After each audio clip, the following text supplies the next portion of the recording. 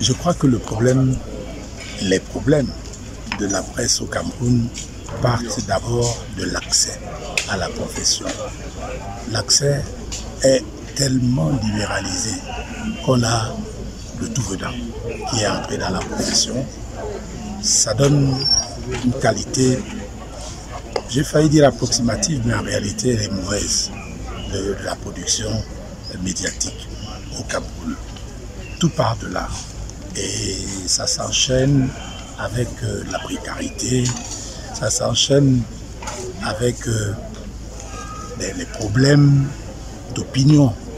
Parce qu'on peut constater que la presse au Cameroun n'informe pas suffisamment. Elle est plus une presse d'opinion qui est pour ou contre quelque chose. Voilà les problèmes de manière générale de la presse au Cameroun. Ce qu'il faut faire pour que les choses s'améliorent, c'est d'abord limiter l'accès à cette profession aux seules personnes qui sont capables de travailler, aux seules personnes qui ont la volonté de travailler, aux seules personnes qui ont des preuves, quelque chose à prouver.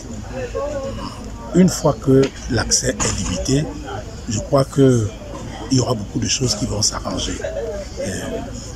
Que le gouvernement accorde à la presse les subventions dont elle a besoin pour vivre. Parce que la presse exerce une mission de service public. Il n'est pas question de la considérer simplement comme une entreprise privée.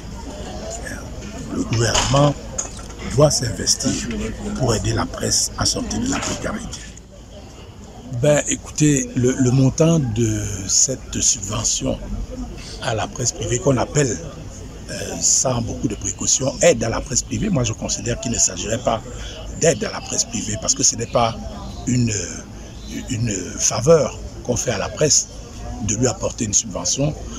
Le montant quand on parle de 5 milliards de subventions, on prend exemple sur un pays qui a pas autant de ressources que le Cameroun.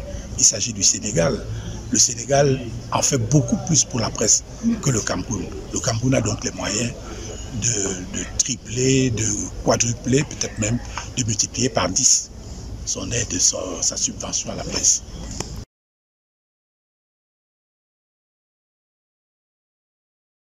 Il faut arrêter cette affaire de penser que le journaliste, c'est simplement quelqu'un dont l'essentiel des revenus proviennent d'une activité dans la presse. Ce n'est pas suffisant.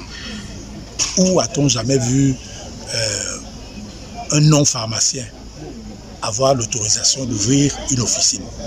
Pourquoi, quand il s'agit de la presse, tous ceux qui veulent, tous ceux qui viennent ont accès à cette profession? Il y a quelque chose qui ne va pas. Il y a une volonté qui doit s'exprimer pour que ça cesse.